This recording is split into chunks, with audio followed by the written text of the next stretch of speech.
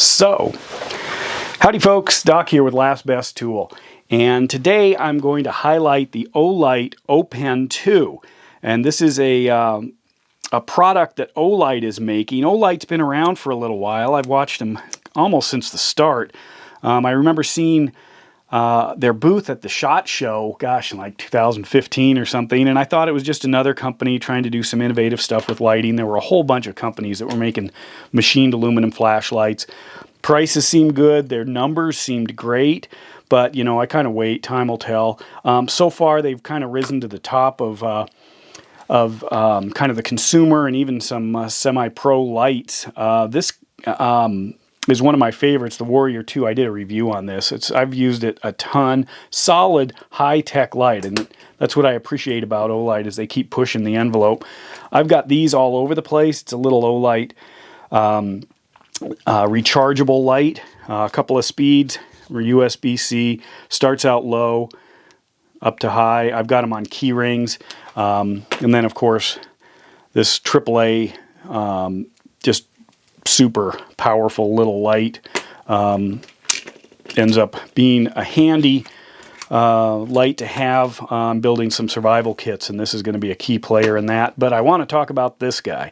The pen light concept has been around forever. In fact, here's sort of the industry standard. It's the Streamlight has made this 2 AAA pen light, 2 AAA battery pen light for quite a while. This is one of my favorites. It's a Preon by 4.7s. This one's titanium. Button's a little easy to hit. You know I have trouble with that kind of stuff. Here's a small version. There are a lot of single AAAs.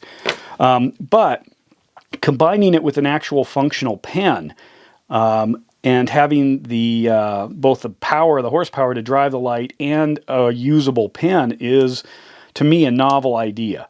I've seen some attempts at it and some inexpensive attempts. I've even had a few kind of like party favor type attempts, but I think they nailed it on this guy. What we've got essentially are 2 functional pieces on the O'Pen2. This one here is the pen, and it uses this bolt action design to deploy the ballpoint at the front end. Beautifully machined. I don't feel anything. It's silky smooth all the way around, quite light. And then this is USB-C charged battery inside here, and it runs with a tail cap push. The first one is a 5 lumen, and that is outstanding if you just want a little tiny bit of light in a very dark environment. If I double click, I can go to the full 120, or I can cycle through the different lights, different amounts of light. Also, I can lock it out. Let me show you that here. If you look, if I hold that in, now you see that red. What I did is I just held this in for a few seconds in its off position, and then if I hold it in again, I can get out of that, so I'm not going to accidentally turn this thing on. If I hold it in while it's already on, you can see it cycling through the lights, and then one click to turn it off. I can use it individually, or I can use it as a complete unit. This runs, here's the specs on it. You can see 120 lumens is full speed, and that hits about 20 minutes, 60 lumens, 50, all the way down to 10 hours at 5 lumens. So you're also putting this into the kind of survival pen category. The cartridge on this guy, it's an Olight branded one. I haven't looked for some of the others in this form, but I imagine that that Olight didn't design the cartridge.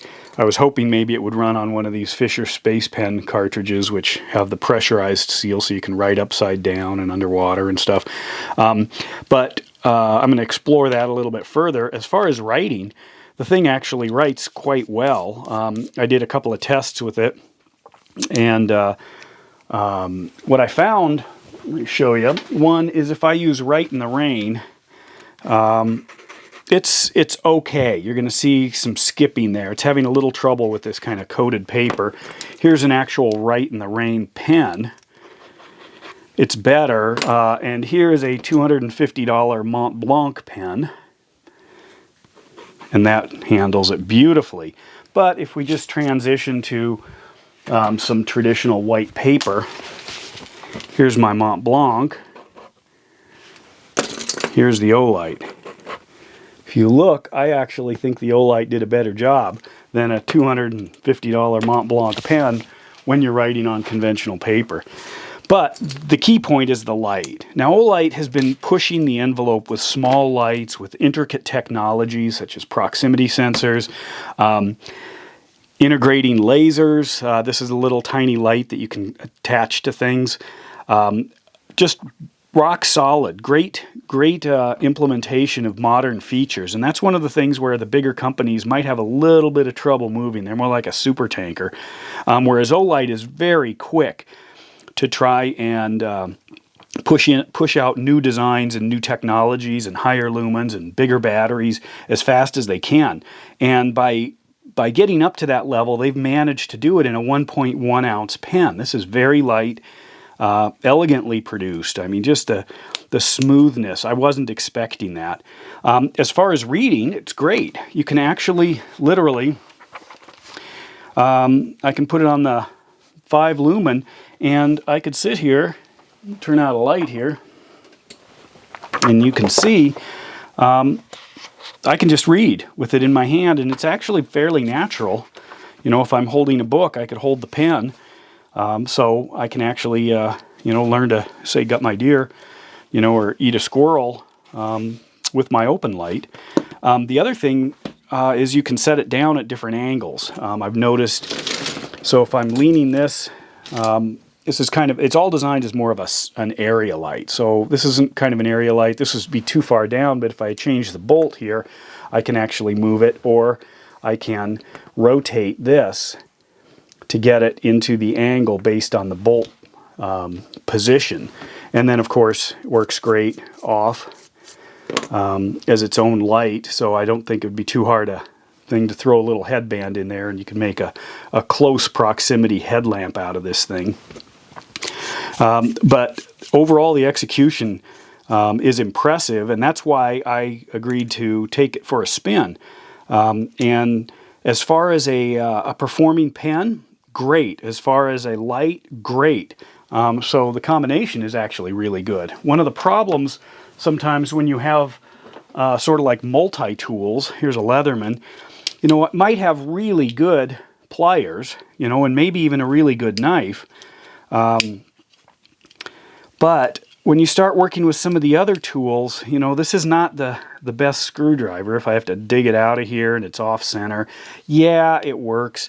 But the way I look at multi-tools is for them to really be worth it, I need to have both the tool and the I mean the main part of the tool and any sub-functions to be equal of value. Otherwise, I just assume have a pair of pliers and a pocket knife. When I compare it to other lights, it's a good, solid, clean white light. 120 lumens is actually more than that. I mean, it's a lot of lumens for a little tiny light. The runtime isn't long, but it's not designed to be. If you want a bigger light, you get a bigger light. This is more convenient. It does have tactical pen aspects.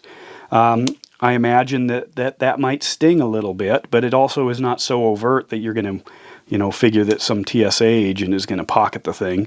But I do find it'll probably on the slippery side if you're thinking sort of tactical. It's a lot lighter than you'd think. It's lighter than this heavy-duty kind of gold-plated ballpoint. Here's a carbon fiber one, and this particular one, it's commemorative from a NASA mission. This particular one, it's about the same as a carbon fiber. You know, this anodized aluminum is great. Some of my other pens, real handy. The Zebra makes a lot of good options, little simple designs that are worth looking at. Maybe I'll do a video on pens. But I'm impressed, and I have a feeling that some of my friends are going to get these as gifts for the upcoming holiday, assuming there aren't supply chain shortages.